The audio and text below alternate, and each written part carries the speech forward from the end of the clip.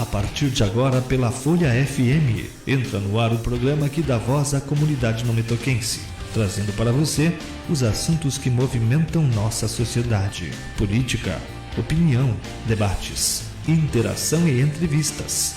Diversas informações sob a condução de Alberto Maurer. No ar, Voz da Comunidade.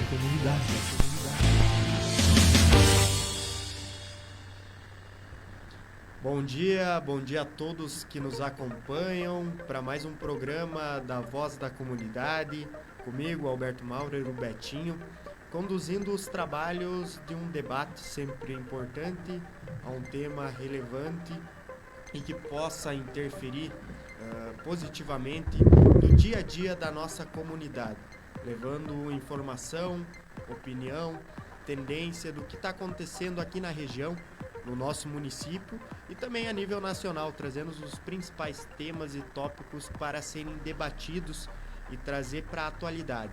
Sempre no sábado de manhã, um período em que as pessoas podem nos acompanhar pela rádio 104.9 no seu trabalho, nos locais que estão, e também pelas redes sociais no Facebook para todo o país, para todo mundo nas redes sociais.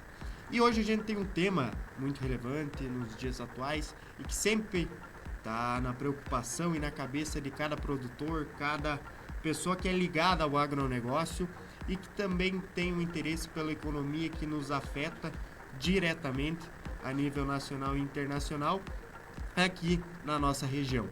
Para isso, o nosso convidado de hoje é o Diogo Moreira, professor universitário, que está aqui com a gente, também é consultor da Agrodex Consultoria, diretamente ligado ao agronegócio, para falar um pouquinho sobre o cenário agrícola, comercial do nosso país, da nossa região, e também adiantar alguma coisa de tendência. Ele tem um material muito bom nesse sentido, diverge e fala em diversas palestras sobre esse tema aí, trazendo informação e assessoria de consultoria para quem quer estar atualizado no nosso mercado e sempre diretamente aumentando sua competitividade através da informação. Primeiramente, bom dia, Diogo, é um prazer, uma alegria estar aqui contigo e uma satisfação receber no meu programa. Bom dia, Betinho, gratidão para nós aqui participar no dia de hoje, nessa manhã, com um clima muito bonito aí na nossa região. O sol amanheceu aí radiante, então o jornal A Folha aqui na Metoc tem um grande respaldo da comunidade. Estávamos comentando agora com o diretor do jornal e um bate-papo, né, Betinho, sobre a importância que é a comunicação na vida social. Temos hoje diversos meios, né, Betinho, seja ele as explicações das impressões do jornal físico, então estamos com ele aqui muito bem editado, né, o que é hoje, eu sempre gosto de trazer, né, Betinho, foi meu aluno na UBRA, a sabedoria do vovô, como é que era antigamente, né, as relações sociais e também corporativas, né, empresariais, no meio rural nesse sentido. O jornal trazia muitas informações e traz hoje. Agora estamos com essa tecnologia aí envolvendo as facilidades sem fronteiras, né, nas redes sociais, nos meios sociais. E queria parabenizar já de primeira mão a Folha, que vem aí trazendo para a nossa região a voz da comunidade, né, Betinho? Parabéns também pela tua atuação aqui na cidade de Nometoc, seja na sua profissão também como produtor rural, como a tua participação na Câmara de Vereadores, a tua atuação forte aí na política, levando de fato, nesse sentido, a voz da comunidade e em específico rural. Betinho foi nosso aluno na universidade, então nos conhecemos de longa data e tivemos aí, né, vários momentos, né, Betinho, de conversar com a turma, com os professores, com a comunidade, na Expo Direto também, né, vários anos ali. Então eu me sinto muito à vontade aqui pelo convite. Sou de Carazinho, Diogo Moreira, sou professor universitário, sou consultor da empresa Agrodex Consultoria e Negócios. E como você falou, né, Betinho, eu trabalho com algumas palestras e levando, assim, de fato, aquilo que eu busco do que é tendência, do que é agrotendências, do que pode acontecer no meio rural, no nosso negócio e no ambiente social, que as pessoas possam o quê? Se beneficiar com isso. Então não faz sentido, a todos os ouvintes, um bom dia mais uma vez, o que vai fazer sentido na nossa comunidade, já que o programa é a voz da comunidade. vai fazer sentido e faz o bem-estar social, né, Betinho? Então, nesse sentido, nós precisamos ter esse olhar do bem-estar social, ambiental e, logicamente, né, o econômico. Nesse aspecto, quando a gente fala em números e em questões, a gente vai falar também, né, sobre preço de commodities, os nossos produtos, os custos que estão nos assolando e apavorando, a questão de clima, né, Betinho? O que isso, de fato, nós temos que ver como um aliado, o acompanhamento das informações e não, por exemplo, a gente ouve falar muito, liga a televisão, abre a internet, é tragédia, é notícia ruim. É óbvio que tem muito disso, mas também nós precisamos nos munir das informações reais, efetivas e de quem de fato está ao lado da nossa comunidade, que é o caso da Folha aqui, do programa, levando as informações para que nós em conjunto, né, com a comunidade, possamos aí analisar, Betinho, e tomar decisões. Então, mais ou menos esse é o nosso objetivo, o nosso desejo. Sem dúvida, Diogo, a gente está aqui para um debate, sempre vamos conduzido como uma conversa entre amigos e para a comunidade, também, mas trazendo esses temas e esses debates aí que possam interferir. Sem dúvida, o programa é a voz da comunidade, para dar voz a toda a comunidade e trazendo temas que são relevantes para ela e possam dar resultado. Um ponto que tu falou muito bem, talvez a gente até comece colocando ele em pauta, que é a diferença da informação. A gente sabe aí, ainda mais esse último ano da pandemia, a gente viu que foi tudo, foi aula, foi comércio, foi todos os setores da nossa economia tiveram que migrar utilizando a internet para chegar à comunidade, chegar ao público. A gente tinha antigamente as ferramentas que eram habituais, como jornais, só que a demora para essa informação chegar lá na ponta era sem dúvida muito grande. Eu lembro que o pessoal que chegou aí antigamente trazia jornal da Alemanha, então chegava aqui 2-3 meses depois. E eram as pessoas mais atualizadas da época. Hoje o que acontece, vamos dizer, na Alemanha, na Holanda, que tinha muito imigrante, que trazia jornal e informação de lá, para estar atualizado aqui na comunidade, e sem dúvida, em comparação com a grande comunidade, eram as pessoas mais informadas na época, né? Com esse delay aí de 2-3 meses. Hoje acontece que é em tempo real, o que acontece lá nos países, nos Estados Unidos, principalmente, que nos afeta na China e na Europa, nesse setor do agronegócio, é em tempo real. Exato. Então, assim, a interferência que ela faz nas nossas vidas, na nossa opinião, e principalmente aqui que a gente está tratando de mercado, ela mudou. Ela se tornou uma ferramenta grandiosa, que muitas vezes ela pode oscilar a nível global, o preço de uma commodity, tanto para mais, tanto para menos, dependendo de um fato ou de uma certa notícia que aconteceu. Sem dúvida, a gente tem essa preocupação também com os filtros. Muito conteúdo hoje é produzido, é colocado e 100% a confiabilidade da informação, quando se trata de valores gigantescos, de um PIB bilionário aí do agronegócio, que a gente está voltado a esse tema, quanto mais segurança dessa informação, mais correta vai ser a tomada de decisão, seja dos produtores até quem vem ganhando mercado. Mas dentro desse tema, até tu colocou 2 pontos. A informação, a relevância dela, seja no mercado e na produção, mas também a influência que a gente tem aqui na nossa comunidade. Só para dar uma perspectiva, então aí no último mês, apenas no último mês, a gente teve uma variação aí das cotações em torno de 7%, só no último mês.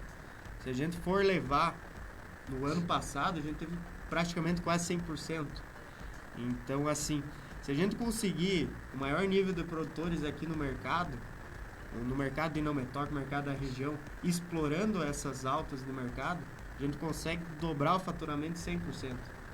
Então, assim, são 100% girando na nossa economia a mais, 100% gastando na nossa economia local, só com o uso da informação. Então, essa tendência é muito importante, que acarreta uma enxurrada de levar os outros setores, né? Se o agronegócio está capitalizado, o industrial está capitalizado, a gente começa essa distribuição de receita e de renda a toda a nossa comunidade. Mas justamente esses temas que eu queria tratar aí, como você vê esses assuntos, Diogo, para também estar passando para a nossa comunidade. Muito bem. Dentro dessa visão, Betinho, do aspecto de tomar decisões regionais, do nosso ambiente regional, com essa visão de ouvirmos o que está acontecendo no estado do Rio Grande do Sul, E também, a nível de Brasil, todos nós, aí, a comunidade é informada, mesmo que não queira. Se você ligar a televisão, enfim, você circular na rua, você vai acabar recebendo informações, mesmo que não queira. E aí tem o ditado aquele, né, Betinho, notícia ruim, ela corre mais rápido. Então, muitas vezes a notícia boa, nesse sentido da questão do agronegócio, que é a nossa atividade vocacional aqui da região, o nosso ponto logístico é muito estratégico. Então, trazendo um pouco dos benefícios de tomar essas decisões, eu sempre recomendo às pessoas, sejam elas então as pessoas físicas, a comunidade em geral, os empresários, os produtores rurais, no meio acadêmico da pesquisa ao qual me envolvo. Eu sou também mestre em desenvolvimento rural, concluí esse mestrado então na Unicruz, é uma universidade que acaba entrando muito nas agrárias, junto com a UPF aqui na nossa região, e eu sou sediado na UBRA como professor há 10 anos. Então, a gente precisa também estar vinculado com a universidade, com a comunidade, com as empresas, com os produtores rurais, com essas empresas que assessoram a cadeia produtiva. Eu sempre digo assim, o que tem aqui em Carazinho, região, no Metoque, região, tem no mundo, gente. Para quem viaja fora do país também pode testemunhar esses pontos específicos. Então, sim, nós estamos no olho do furacão. A nossa região aqui é muito produtiva, no estado do Rio Grande do Sul, né, a nossa regional aqui, como Cruz Alta, como Giruá e Santa Rosa, tem o berço lá do milho, da soja também. Outras regiões como Santo Augusto, Palmeira das Missões, Passo Fundo, Pontão. Nós estamos assim num cenário muito estratégico. Temos aqui as empresas, as cooperativas, os grandes cerealistas, as empresas privadas que nos assessoram com alta performance, né, Betinho? Então, o produtor, a comunidade, ela está muito coberta de produtos, serviços profissionais, comunicação, como vocês aqui como exemplo. Então, basta que a gente use essas informações de forma mais estratégica, mais rápida na tomada de decisão, porque tem que ser um pouco mais rápido, como você bem comentou, né? Algum tempo atrás, não fazem tantas décadas assim, a informação vinha de outro país com um delay aí de 2 dias e hoje é instantâneo. Então, as nossas decisões também precisam ser instantâneas e o produtor rural, depois o tema vai ser clima, né, Betinho? Ele precisa, nós precisamos, vocês precisam tomar decisões rápidas. Então, para isso, eu sempre digo um exemplo assim, tem vezes que eu sou chamado enquanto consultor para tomar decisões de 3 minutos, que envolve alguns milhares de reais em tomar decisões de investimentos, de análise de custos, de fechar negócios ou não. E existe o outro lado da consultoria e da gestão do produtor rural, que é aquele dia a dia, que é fazer o que tem que ser feito. O operacional, que a gente chama, o tático, que é o gerencial, você gerenciar as coisas, e o estratégico, que de fato é você tomar aquela decisão que tem que ser assertiva na maioria das vezes.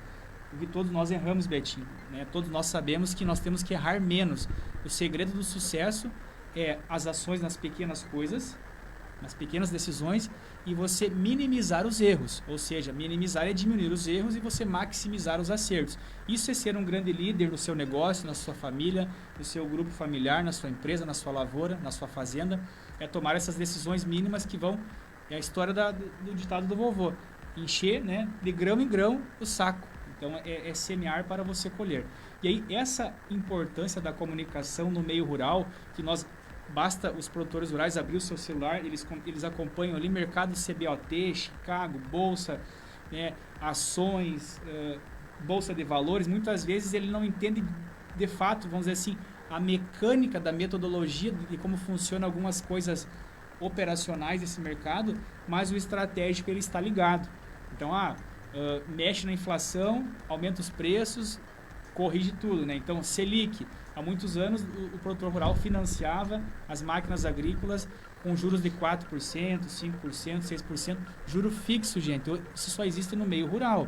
O juro variável, que acompanhava a taxa básica de juro, que em governos anteriores bateu 14% ao ano, ele é a taxa de juro como se fosse de graça. Digamos que o Betinho aqui é um banco e o Diogo aqui é um repassador do dinheiro para o cliente. Então, o Betinho é o Banco Central, lá, o BNDES. Eu capto, enquanto um banco, que a gente conhece, que tem roleta, eu vou lá e busco no BNDES lá um dinheiro.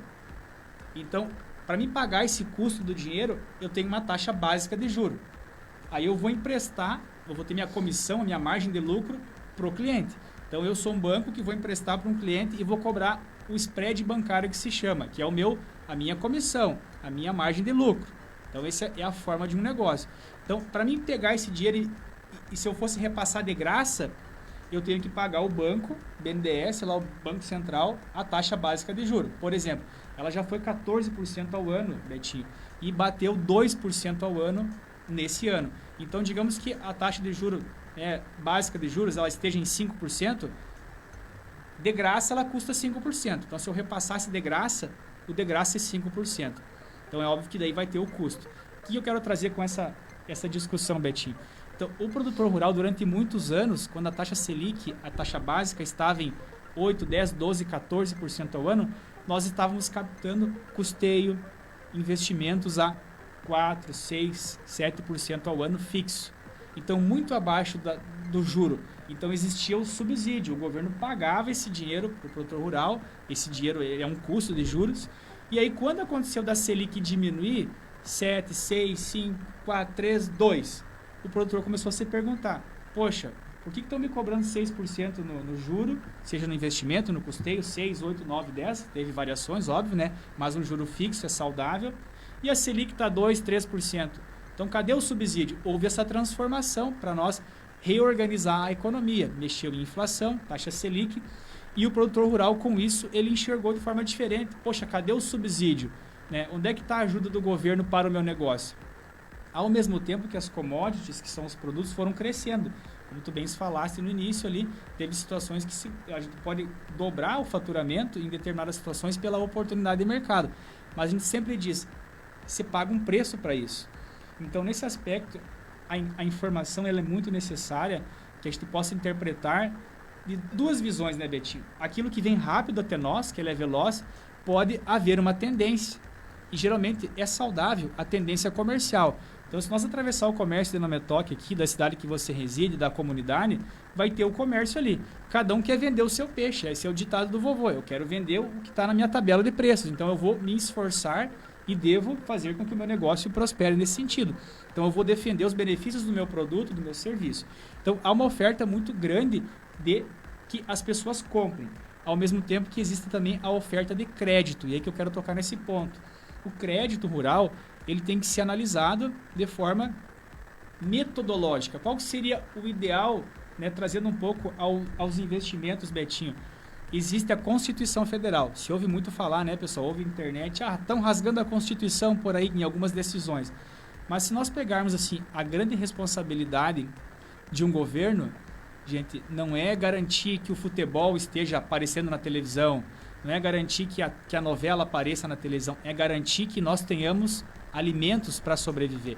Isso chama-se segurança alimentar. Nós temos uma Constituição Federal, nós temos uma segurança alimentar, nós temos um Ministério da Agricultura, né, um Ministério da Economia que precisa dar suporte para que nós, envolvidos no agronegócio, possamos produzir com qualidade, com segurança, com recursos, com a gestão do risco, né, Betinho? Por exemplo, deu a geada, o que aconteceu ano passado?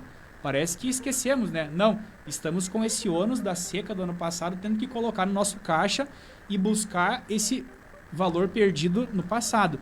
Muitas empresas e negócios não comentam sobre isso. Né, Betinho? Quanto é que custa lá o custo da lavoura, Betinho?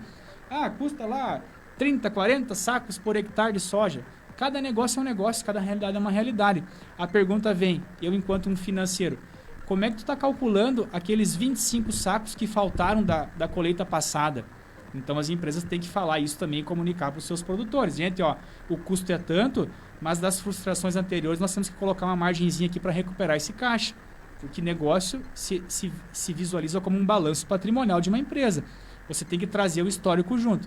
Então, existem oportunidades de se recuperar mais rápido, Betinho. Por exemplo, quando o soja vai a 160, que é o caso hoje, quem faturou?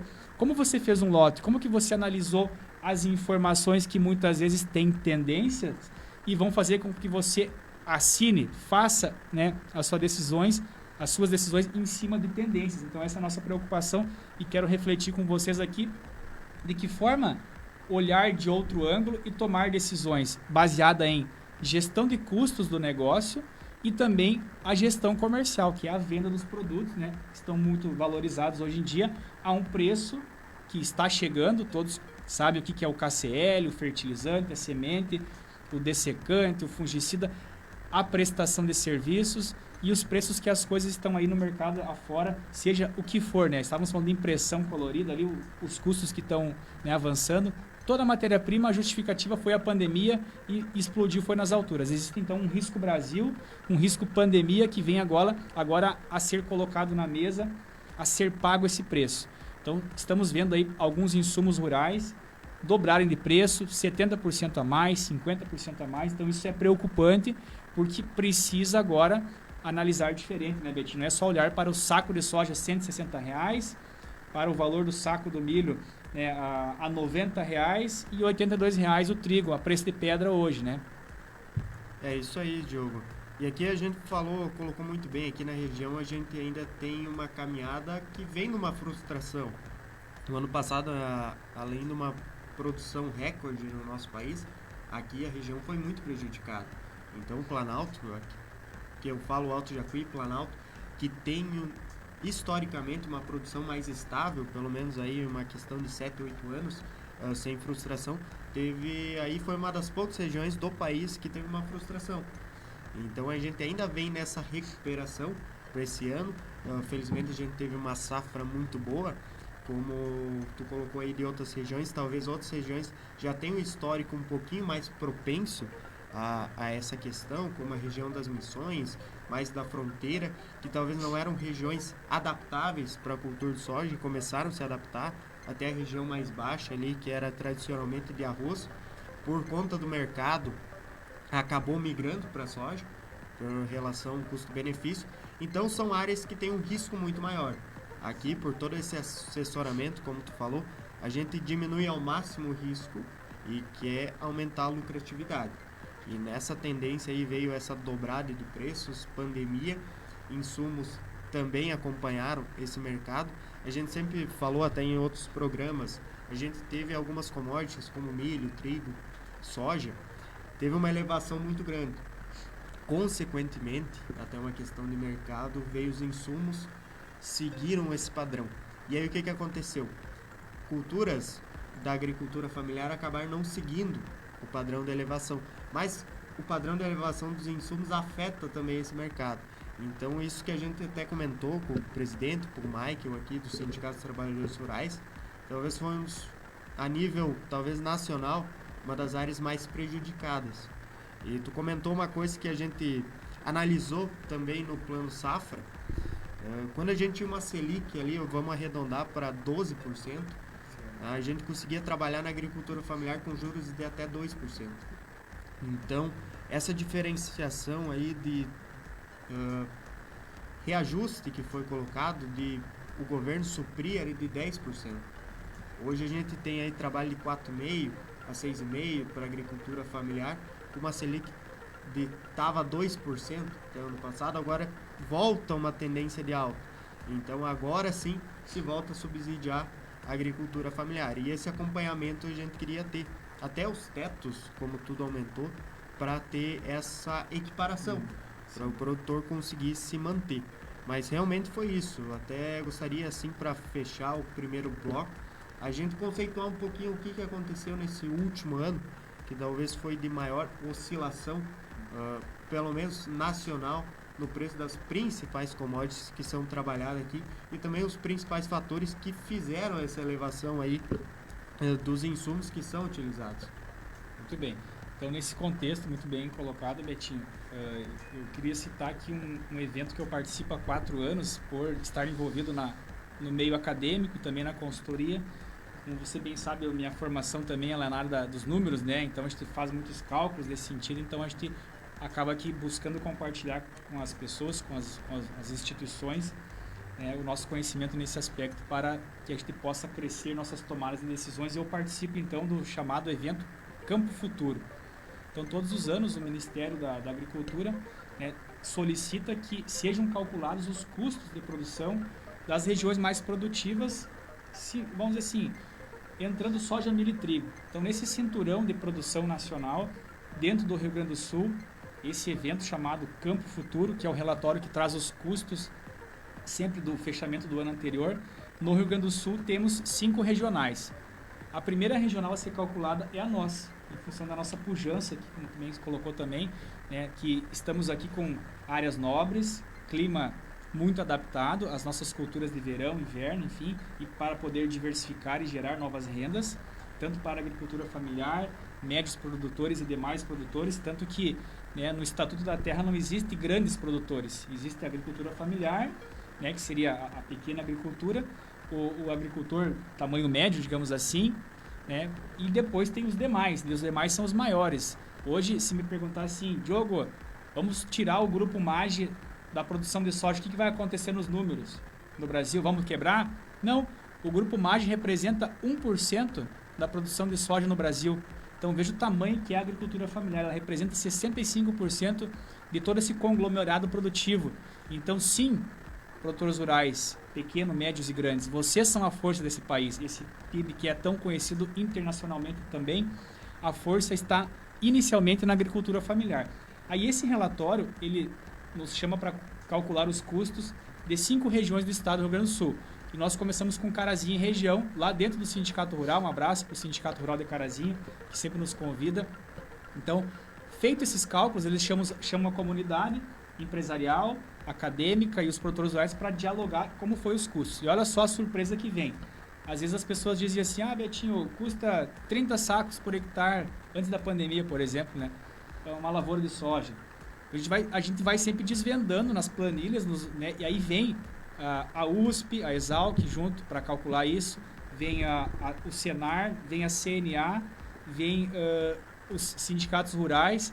Então, são informações reais, técnicas e tem que serem comprovadas. Então, o relatório é um relatório muito consistente. E aí nos traz a grande surpresa. Sim, temos negócios aí a nível médio que estão custando aí de 48 a 55 sacos de soja por hectare. O custo, gente, o custo, já diz a palavra, se você pegar o conceito de custos, é tudo. Não dá para colocar só o fertilizante agora eu estou incluindo o diesel porque está mais caro. Antigamente o vovô nem colocava o diesel como custo. Então a gente ouve falar muitas coisas que a gestão hoje ela vem a nos ajudar.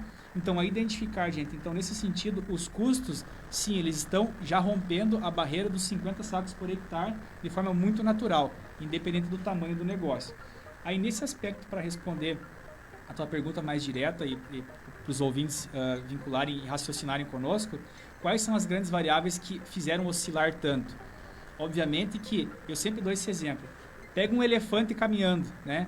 Fica imaginando um elefante caminhando em linha reta. O que vai acontecer? Esse elefante vai chegar no destino dele, ponto. Não tem o que pare um elefante, ok? Seja lá qualquer outro animal lá na selva, de repente uma briga dele com um leão, mas não é o caso. O exemplo, o elefante está seguindo o seu rumo, ninguém para ele. Gente, isso é o nosso agronegócio brasileiro. Ninguém para nós, ninguém vai parar. Estava ontem com um empresário que viajou aí os últimos 10 dias o Brasil inteiro e nós fazendo uma análise de um relatório para uma tomada de decisão do investimento e expansão do negócio dele.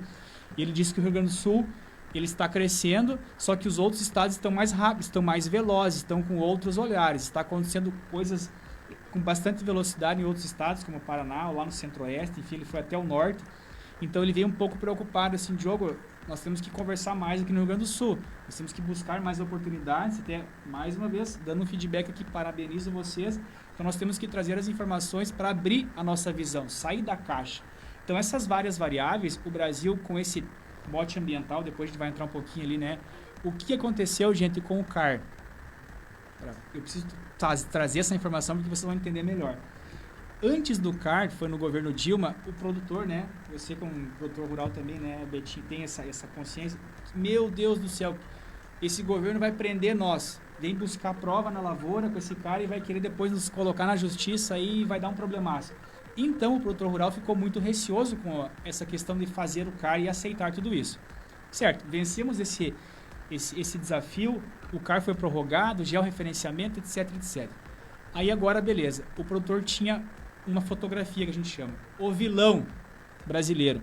O cara desmata, o cara polui, o cara isso, o cara aquilo, e anda de caminhonete nova, não sei o quê. A sociedade enxergava há muito tempo isso e enxerga ainda. Em muitos centros que acham que o leite brota na torneira, né? Então nós temos que defender o esforço do produtor rural. Com isso, nesse cenário, nesse ambiente de análise, né? Poxa, o que está acontecendo com o agronegócio em si, dentro do CAR, querem culpar o meio ambiente através de uma punição no produtor rural, aí o CAR fechou, veio o resultado. Eu tenho que fazer isso aqui, ó. Meus parabéns para o meio rural. Estou batendo palma aqui para quem está online vendo, mas quem está só ouvindo, né, Betinho? Estou batendo palmas aqui em silêncio.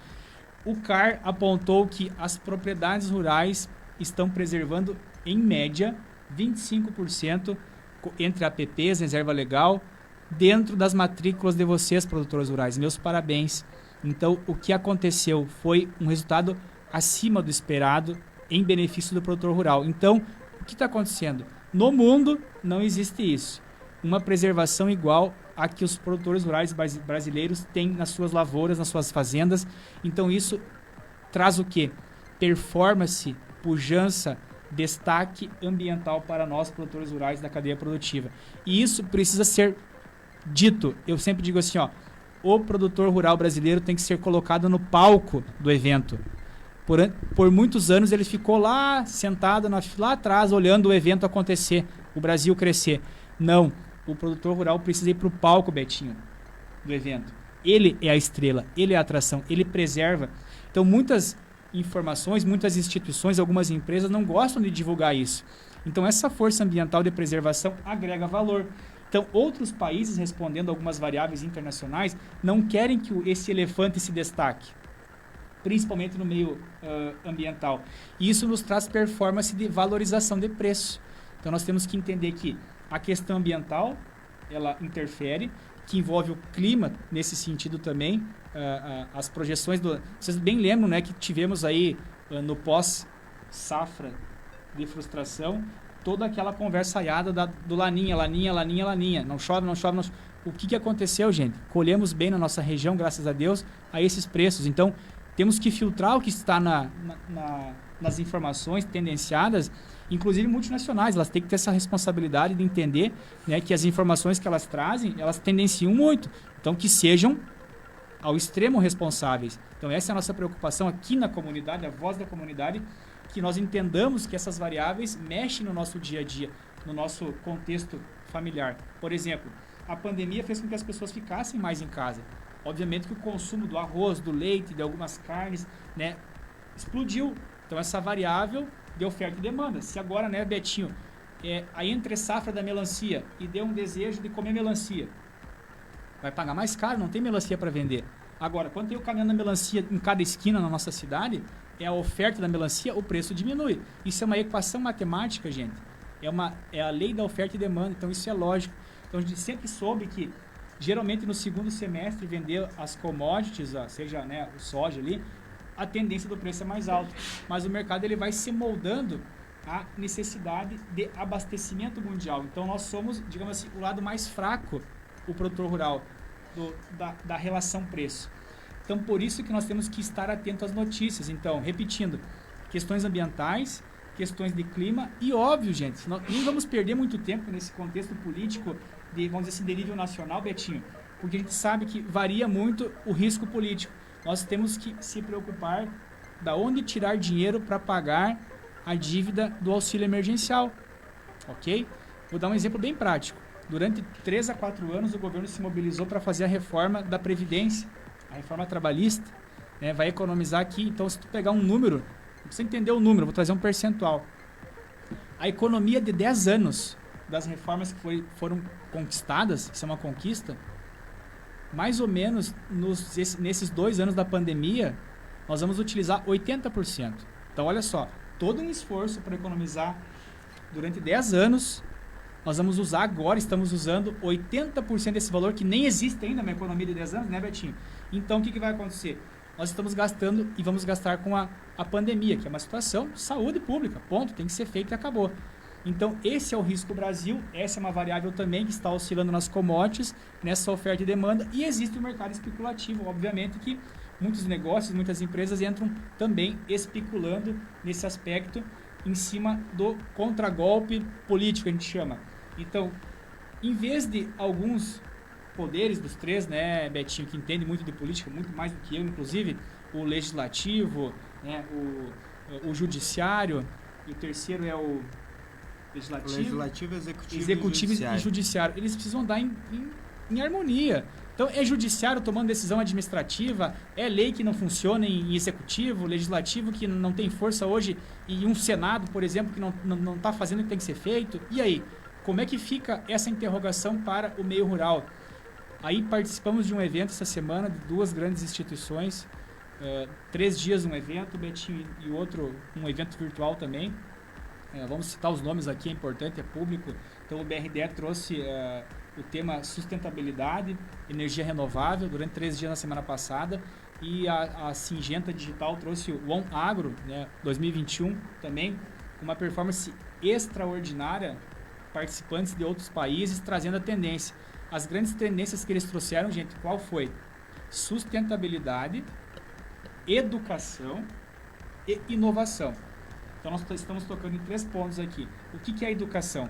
Pessoal, a rádio, a rede social, o jornal impresso, a televisão, isso é educação também. Vai somando com as informações.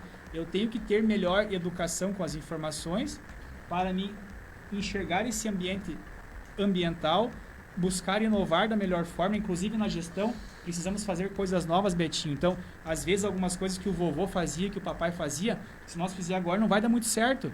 Então, isso é fazer o novo, com a educação desse ambiente atual. Você, jovem, que representa muito bem, né, enquanto naquela fase acadêmica do nosso curso do agronegócio da UBRA, né, esse modelo de líder sucessório hoje no meio rural, buscando se doar para a comunidade. Então, meu feedback mais uma vez, né, apreço muito isso, também procuro desenvolver isso enquanto, né, um jovem não tão jovem quanto você. Estou fazendo aí 40 anos esse mês. Então, mas buscando, gente, a força regional, nós temos que nos unir. Então, existe o termo sistema também, né, que se usa muito, né, Betinho? O sistema é assim, a forma de negociar é assado. Então, tente fazer um pouco diferente. Busque informações, troque ideia com pessoas que vêm fazendo diferente. Temos vários modelos de negócio, seja ele... Então, dentro da segurança alimentar, concluindo esse modelo brasileiro, Constituição Federal, segurança alimentar, crédito rural, manual do crédito rural. Deu a frustração, nós podemos recorrer o risco ao governo, Betinho. Então, como aconteceu no ano passado a prorrogação, então teve instituições federais que prorrogaram em 5 anos as parcelas dos investimentos, custeio, enfim. Outros bancos não parcelaram. Outras empresas botaram um juro de 2% ao mês, aí nós vamos quebrar o produtor rural. Então, a dica é, temos mecanismos mais seguros, que é o que o vovô fazia. Então, não tem uma receita americana de se fazer, uma receita alemã. Existe o nosso método brasileiro mais seguro, mas ele tem que ser dialogado, né, nesse sentido. Então, são essas as variáveis que acabam influenciando na questão econômica, ambiental, social e política. Muito bem, Diogo, a gente já até passou do horário aqui da nosso intervalo, mas vamos fazer um intervalinho bem rápido para voltar aí para esses temas que a gente tinha debatendo, principalmente inovação, sustentabilidade e educação, e já para o próximo bloco, já trazer o que a gente trouxe do cenário atual e já trazer alguma perspectiva que a gente pode esperar como alguma tendência. Quando se fala em mercado, a gente nunca tem certeza, como é falar de clima e mercado, ninguém tem certeza de nada, mas a gente tem algumas tendências e alguns rumos que podem ser tomados e podem vir a se concretizar. Então, só um intervalinho e a gente já volta. Nossa programação conta com o apoio cultural de... Escritório Contábil Contec. Advogado Arthur Aguiar. Killer Pré-Moldados de Concreto. Indústria de Esquadrias Marval. Posto Augustin. Sicredi Cooperação RSSC. Lavanderia VEG. JT Serviços de Jato de Granalha, Pintura e Reforma de Máquinas Agrícolas. Espaço Pedagógico Plante Amor de Dagna Wolfart. Manjericão, cozinha artesanal, frango assado e filé de tilápia. Todo mundo ouve! Rádio A Folha FM. Comece o final de semana curtindo o programa Sabadão. Alegria e boa música nas manhãs de sábado, sempre das 9 ao meio-dia, sob o comando de Malu Alves. Sabadão é com a Folha FM 104,9. Aqui você faz o sucesso pedindo a música pelo 33322000 ou pelo WhatsApp 97152658.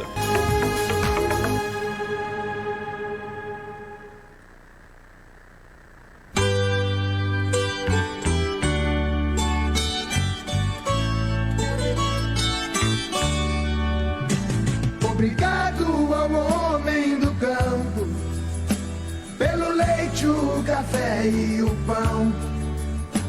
Deus abençoe os braços que fazem o suado cultivo do chão. Obrigado ao homem do campo pela carne, o arroz e o feijão, os legumes, verduras e frutas e as ervas do nosso sertão. Obrigado ao homem do campo pela madeira da construção, pelo couro e os fios das roupas que agasalham a nossa nação. Pelo couro e os fios das roupas que agasalham a nossa nação. Obrigado ao homem do campo, o boiadeiro e o lavrador, o patrão que dirige a fazenda, o irmão que dirige o trator. Obrigado ao homem do campo, o estudante, o professor, a quem fecunda o solo cansado, recuperando antigo valor. Obrigado ao homem do campo, do oeste, do norte e do sul, sertanejo da pele queimada, do sol que brilha no céu azul. Sertanejo da pele queimada, do sol que brilha no céu azul. E obrigado ao homem do campo que deu a vida pelo Brasil, seus atletas, heróis e soldados que a santa terra já cobriu. Obrigado ao homem do campo que da guarda o zelo à raiz da cultura, da fé, dos costumes e valores do nosso país. Obrigado ao homem do campo pela semeadura do chão e pela conservação do folclore, empunhando a viola na mão. E pela conservação do folclore, empunhando a viola na mão.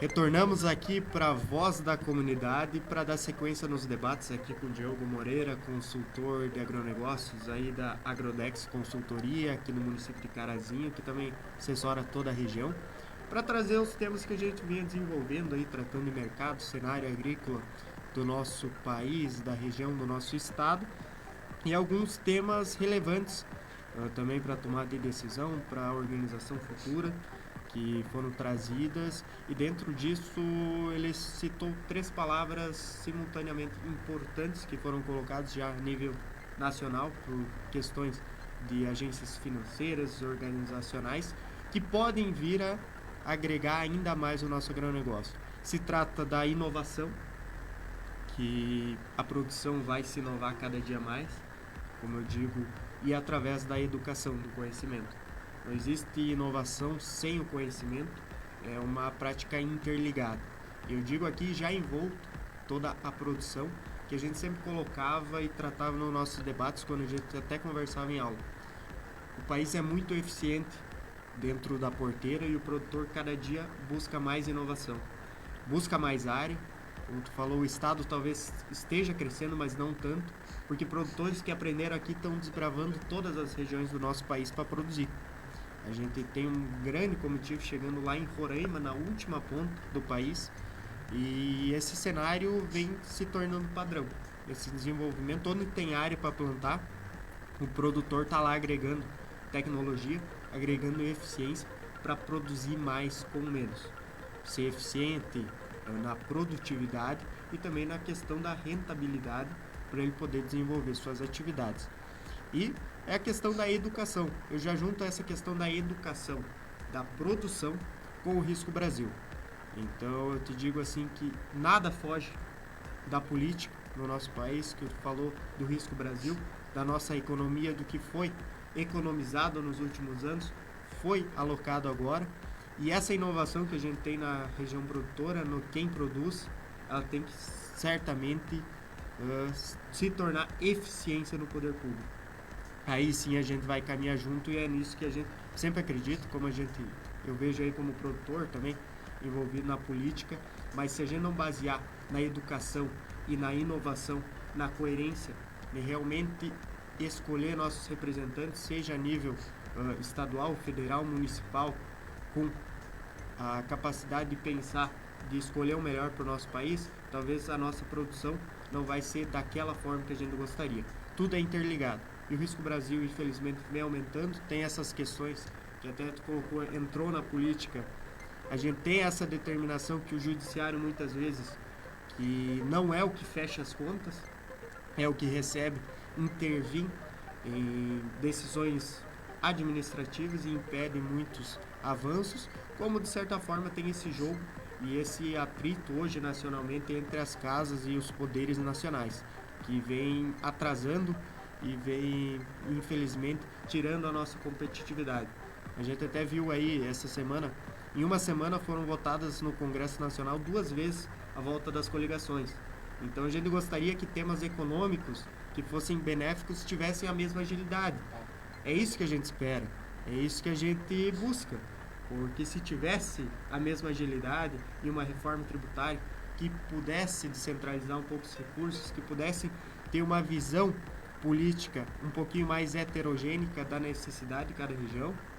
Até essa semana tivemos aí em Porto Alegre uma reunião aí para tratar de alguns assuntos, para colocar no plano de governo até do nosso candidato a nível nacional, uma política de desenvolvimento econômico diversificada, né, que viesse de encontro a fomentar aquilo que é de natureza de cada região.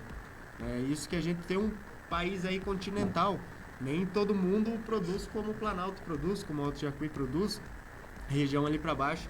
Só no nosso estado a gente tem 4, 5 regiões totalmente diferentes.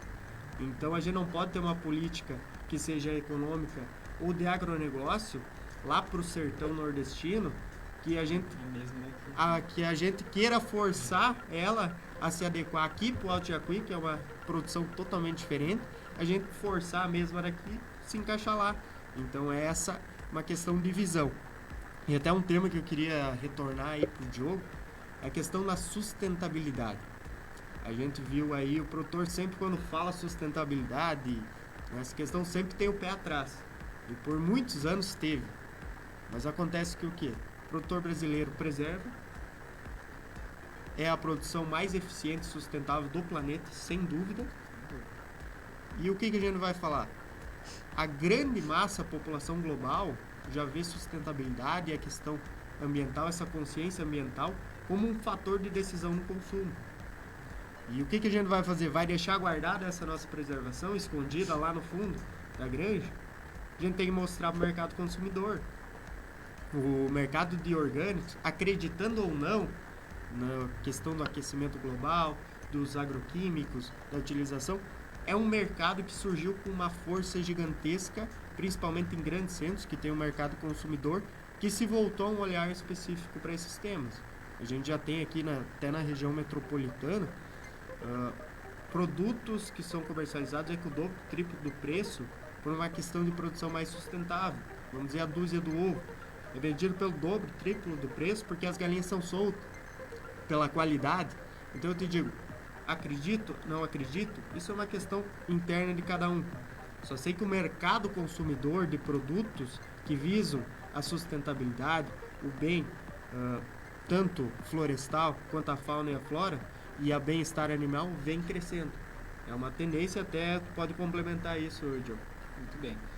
Muito interessante nós retomarmos um pouco mais de tempo a questão da sustentabilidade. Então o produtor rural, voltando ali, ele era o vilão do negócio, veio o CAR, prova que ele é agora o ator evento, né? O ator da novela, digamos assim, o ator principal. Isso precisa ser comunicado pela sociedade, inclusive por eles. Então, o grande passo da sustentabilidade é que o produtor rural, ele se aceite com esse poder. Ele preserva, ele cuida, é o solo dele. Então, com isso, o grande desafio, Betinho, é agregar valor. Fazer mais com menos, ganhar mais rentabilidade nos seus produtos na mesma área ou até em menos, porque às vezes temos que diminuir por uma forma ou outra, seja ambiental ou seja de questões de benfeitoria, de construções, enfim. Então, no mundo, o Brasil é muito visado para abastecer e contribuir com a força alimentar mundial. Com isso, teria condições plenas. Eu ouvi um painel da ministra Tereza Cristina há 2 anos atrás, onde que eu gosto muito de seguir essa questão ambiental, porque eu, inclusive, desenvolvi um selo de certificação no nosso negócio, chamado a Gestão da Propriedade em Referência. Lá foi o tema do mestrado que eu desenvolvi na Unicruz. Então, com isso, ela citou um exemplo. Imagina se nós chegássemos no chinês e dissesse assim, 10% a mais do valor do saco de soja embutido de adicional. É o custo ambiental do brasileiro. E vamos organizar isso e devolver esse dinheiro de uma forma ou outra em investimentos ou para o próprio produtor rural, que está preservando. Então, isso já está cabendo, já tinha que estar acontecendo. O Brasil gera todo o resíduo aqui e vende os produtos pelo preço do mercado. Está errado isso. Nós temos que gerar força ambiental para botar preço no nosso negócio. Então, isso é o que vai acontecer no futuro. A gente não sabe quando vai acontecer, mas nós temos essa força. Se o chinês lá, Betinho, tirar as 100 milhões de toneladas de soja que nós mandamos para ele, em média, lá de 70 a 100, vai variar, variou, né, durante vários anos, o que vai acontecer no contexto geopolítico? Uma notícia, uma informação que vai mexer na economia, mas sim, minha gente, a gente afeta a cadeia alimentar deles. Eles podem fazer muita falta o mercado brasileiro, fazer e faz. Então nós temos essa força de ter um produto que eles precisam comprar para comer. Não é comprar um tênis, um celular que eu posso adiar essa compra, eu tenho que comer. Então o chinês ele vive para se alimentar. Eu conheço, né, pessoas que já moraram lá, enfim, que viajam, e que a grande preocupação do chinês é as 4 refeições do dia que ele tem lá. Ele não fica pensando no filme que ele vai assistir, no jogo de futebol que ele vai assistir de noite. É questão cultural, eles passaram muita fome lá naquela questão histórica, enfim. Então isso ficou uma crença neles. Então o brasileiro, ele tem essa força ambiental e ele precisa abrir o produtor rural a cabeça para a questão sustentável. Como eu vou agregar valor no meu produto para ganhar mais dinheiro? Vou dar um exemplo bem prático. Vou usar meu mouse aqui como referência. Betinho, tem um boi aqui, certo? Vamos entrar em pecuária. Esse boi aqui, ele vai ser manejado na minha fazenda ou na tua, certo? Então, digamos que esse boi esteja na minha fazenda, certo? Essa semana. Então, eu tenho o meu manejo como fazendeiro, do meu jeito, sim ou não? Sim, cada um tem o seu jeito. Então, esse boi vai ter um determinado resultado. Agora, esse boi está na fazenda do Betinho, com outro manejo, um manejo sustentável, com uma certificação, com um olhar mais adequado a essa visão ambiental, de interesse de ganhar mais por esse produto. A pergunta vem, vai ser mais caro o quilo da carne lá no Betinho? Sim, né? Vai ter mercado para pagar esse valor? E tem, né? Tem. Agora a minha pergunta é o seguinte, o que você acha que é a grande chave desse negócio? A chave é o boi ou é o proprietário do negócio que tem um olhar de gestão diferente? Então isso é inovação, Betinho. É os produtores rurais tomarem decisões novas. Ninguém está dizendo aqui que tem que fazer o que fazer, como fazer, de que forma fazer. Vocês precisam descobrir as novas formas e fazer o que está dando certo. Olhem para outros países, outros estados, enfim, outros negócios. Então é isso, quem certifica um melhor produto para ganhar mais, isso está acontecendo e vai acontecer cada vez mais. Falo isso com propriedade, porque essa semana participei desses 2 eventos ali do BRDE Sustentabilidade e da Singenta Digital. Gente, o foco é sustentabilidade e educação. Uma mulher disse o seguinte, que viaja o mundo inteiro. As pessoas não entendem o significado, Betinho, da palavra sustentabilidade. Aí que entra a educação. Vamos debater, vamos conversar, vamos entender, vamos educar e entender melhor essas oportunidades. Isso vem a ser uma oportunidade extrema. A educação ambiental. Trazendo um gancho, Betinho, e avançando na questão sustentável, então veio o relatório do USDA, então a gente acompanha a nossa palestra também, ela se baliza em Agrotendências 2030, porque o governo analisa de década em década E aí são pesquisas que envolvem indicadores internacionais e nacionais. Então, hoje, em média, o Brasil está projetando colher 262 milhões de toneladas de grãos. Todos os grãos e cereais. Anota o número aí, 262. Na frustração de safra do ano passado, que o Brasil atingiu aí a casa dos 260 também, o Rio Grande do Sul, para arredondar, vamos colocar 10 milhões de toneladas de grãos a menos com a frustração de safra. Então, no relatório da ministra, poxa, ainda foi uma super safra a nível de Brasil. Mas o Rio Grande do Sul quase quebrou em muitos negócios. O que aconteceu? Veja o tamanho do negócio. Então, mas não tem como o Rio Grande do Sul ficar de fora do jogo para nós atingir. Então, esse patamar, gente, vai ser colhido 333 milhões de toneladas em 2030, certo? Mas já no ano 24 e 25, vocês da colheita brasileira aqui, 2024 e 25, nós vamos romper a casa dos 300 milhões de toneladas. Isso é algo fantástico. Nós demoramos quase 20 anos para sair da casa dos 100 para os 200, Betinho. E agora, em menos de 10 anos, nós vamos sair da casa dos 200 para os 300. Então veja isso, que coisa extraordinária a nível de tecnologia e inovação. Inovação não significa trocar a colheitadeira que custa 3 milhões hoje e a gente que faz financiamento comercial, fomento, acompanha os produtores nos pulverizadores, nas colheitadeiras que envolvem valores mais agregados. O porquê que uma colheitadeira é quase 3 milhões hoje e 10 anos atrás ela estava 400 mil reais? Por que no ano passado estava 1 milhão e 200 e o cara está me pedindo 2 milhões e 800 hoje? O que justifica isso? Cabe no nosso bolso? Não sei. Eu, enquanto um recomendador financeiro, tenho que me provar que aquilo vai se pagar. Então, isso é fazer diferente. Não é só porque a taxa, né, na Expo Direto, Betinho, muitos anos os produtores rurais compraram, né, a taxa de juro e não o valor do equipamento. Tem um artigo que eu escrevi de 2004 2014. O que aconteceu com os preços, né? Teve preços do metal mecânico, não só máquinas, mas pivôs, silos, que ultrapassaram a barreira dos 350%. Ah, mas eu paguei 3% de juro. Tá, mas se custava 100, tu pagou 300. Como é que a conta fecha? Então tem que ter essa reflexão, essa análise, Betinho, dentro desse contexto de questões ambientais, inovação. A educação vai nos trazer mais rápidas informações para tomar melhores decisões. E aí nós temos essa relação internacional. Quais que são as grandes tendências, né, no mundo? Então, a agricultura 4.0, a indústria 4.0, o que vem a ser isso? Para resumir bem fácil de entender uma máquina. A agricultura e a indústria 4.0, Betinho, significa o seguinte: digamos que eu pego um autopropelido, que custa 700 mil reais hoje.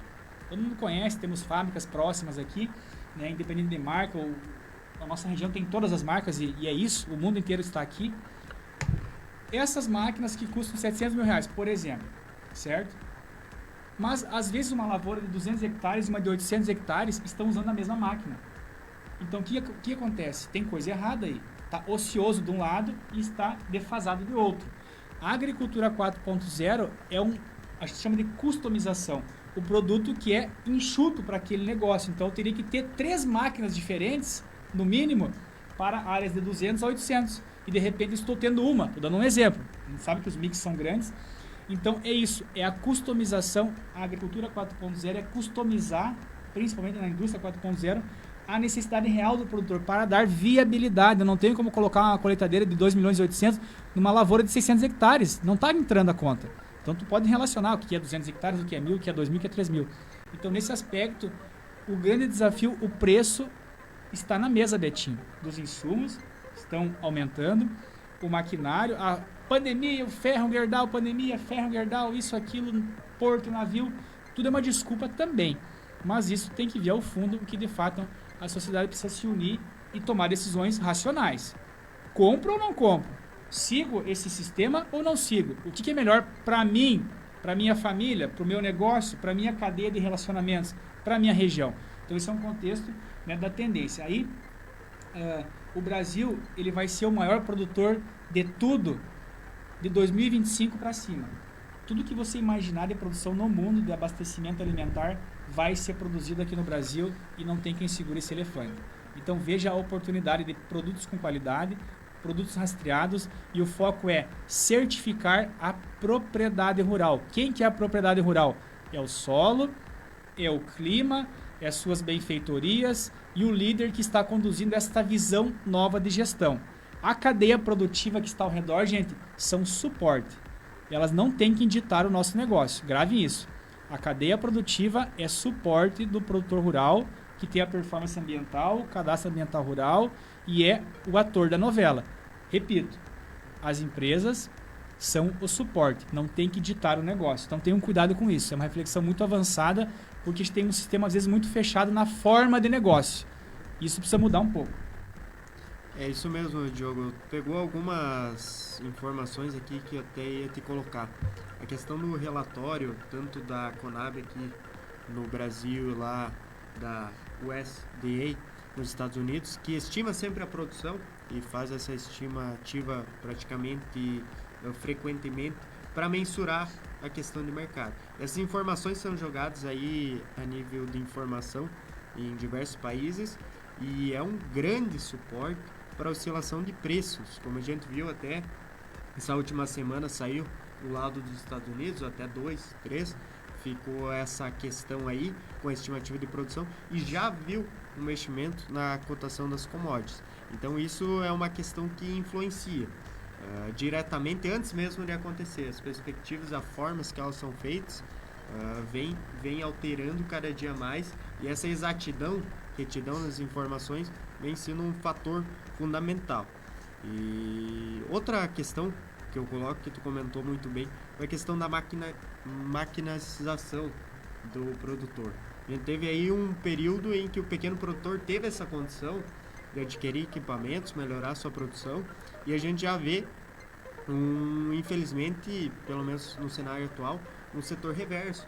Hoje, pequeno e médio produtor tem dificuldade, além dessa elevada dos preços, a gente viu um foco grande em grandes equipamentos que tiraram do nicho de mercado do pequeno produtor. Hoje, o produtor com 200 hectares, cabe uma máquina nova, ele tem dificuldade de achar no mercado uma máquina nova.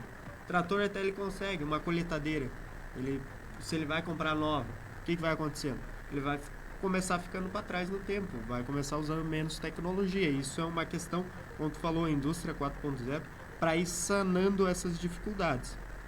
Mas, Diogo, a gente tem aqui a questão da influência das tendências até para o ano que vem, em foco, tanto dos relatórios Conab, USDA e clima, que a gente já viu algumas perspectivas que também os relatórios do que vai acontecer influencia diretamente aqui o produtor, se vai fazer seguro agrícola, se não vai, dependendo das perspectivas de clima, do que vai investir, não vai investir, tudo depende disso aí. Como tu vê aí, principalmente o cenário pro ano que vem, do que o produtor aí tem alguma tendência que pode esperar? Muito bem. Então, essa triangulação de clima, o acompanhamento externo da produção dos Estados Unidos, principalmente, né? A Argentina também acompanhando também, está com esse problema social-político também ali, mas é um produtor forte que muitos anos esteve na nossa frente liderando aí também o soja, e hoje o brasileiro aí, o Brasil como o maior produtor de soja há alguns anos, ele precisa acompanhar a CBOT, que é o mercado de Chicago, a Bolsa de Valores, o Bushel, e também os relatórios, estamos com ele aberto aqui, inclusive entrando nesse ponto inicial, a questão dessa perspectiva do que pode acontecer, que vai mexer em preços, que é a questão preço, né? Preço, a questão dos relatórios e a questão clima. Os Estados Unidos, então, o USDA, ele reduziu as perspectivas, né, melhores, então ele reduziu o potencial de colheita lá dele, e tanto soja quanto milho, acompanhando o manejo lá, porque nós temos aqui alguns indicadores que 94% das lavouras já estão em fase de floração, né, na questão do soja. Então, para não entrar em tantos detalhes, mas os Estados Unidos vem reduzindo, então não está tão favorável. Então isso mexe no valor das commodities. O Brasil então está buscando essa performance produtiva e atingir esses 300 milhões de toneladas em 2024, que vai acontecer, porque quando eles calculam tudo isso, pessoal, existe o risco, né, Betinho? Então é calculado possíveis frustrações, riscos geopolítico, político, enfim, alguma barreira tarifária. Então, eu acredito que esse valor vai ser até a mais, matematicamente, pelo potencial produtivo brasileiro, porque estão abrindo muita área lá para cima. O que a televisão fala? Queimada, queimada, queimada, mas está abrindo área. Produção, tem potencial para isso, para desbravar. Tanto que o presidente Bolsonaro hoje, ele está negociando com os índios lá para liberar algumas áreas para eles produzirem, enfim, eles querem trabalhar, eles estão pedindo, eles querem também trabalhar. Então hoje, praticamente aí quase que 25% das nossas reservas estão na mão dos índios, né? Merecedores, ok? Mas não tem o porquê deixar mais. Nós temos que produzir, buscar abastecer esse mundo aí. Então, nesse aspecto, o relatório, ele traz muita especulação, né, Betinho? Junto com a questão de clima, o ano passado, laninha, o que aconteceu? Colhemos bem, beleza? Voto vencido. Agora, o que vem agora? Qual que é a notícia climática agora? Gente, climática é muito complexa, é microclima, é ciclo hidrológico, são situações que, enquanto nós falamos de... né, o ser humano fala de dias, meses, anos, a natureza fala em milhares de anos. Então, é uma coisa muito complexa. Então, se nós ficar olhando muito para o relatório, muito para a questão clima, você tem que se preocupar com o seu manejo, aquilo que você acha que vai dar certo pela sua experiência, pelas suas indicações técnicas, e aí tomar sua decisão. Então, isso influencia muito, mas a tendência que eu vejo, em função da oferta e demanda, não há o que chega, o que tu produzir, tu vai ter mercado para vender. Então, a tendência de alta produtividade, que tenha mercado a bons preços para o ano que vem. A atenção maior ao radar, Betinho, é os custos. E fiquem atentos, então, nas comercializações com lotes, porque eu sempre digo assim, quando vem a primeira chamada do lote, né, Betinho, produtor rural, primeira, segunda, terceira chamada de lote, tu tem que perguntar o seguinte, isso é bom para quem? Eu sou um produtor rural, como exemplo, isso é bom para multinacional, que vai chegando até você, na cadeia produtiva. Então, faça essa pergunta para ti, o quanto é bom para você? Faça suas análises e tome suas decisões. Com certeza, Diogo, a gente já vem aí esgotando nosso tempo de conversa, mas sem dúvida uma conversa interessante e relevante aí para quem está ouvindo, para quem se interessa pelo tema e para quem é produtor que utiliza talvez diariamente essas informações. E para finalizar, agradecer tua presença aqui, a gente fica à disposição aqui no Metoc, a rádio, também para qualquer consideração. E é uma alegria aí poder tratar esse tema e debater aí com os produtores locais e também com a sua presença. Obrigado a participação, Diogo. Ok, bom dia a todos. Então me encontro também na rede social Diogo Moreira, no Instagram, no Facebook, então podemos bater um papo lá e eu posto materiais aí vinculados ao agronegócio. Te agradeço a presença aqui dos ouvintes, tanto na rede social e também na rádio. Um abraço. Obrigado, Diogo, a sua participação. Obrigado a todo mundo que estava nos acompanhando nas redes sociais, na rádio, nesse sábado de manhã. E a gente se coloca também à disposição, qualquer participação, a gente está aberto aí o programa. E um bom fim de semana a todos e até o sábado que vem. Um grande abraço e conte sempre com a gente aí.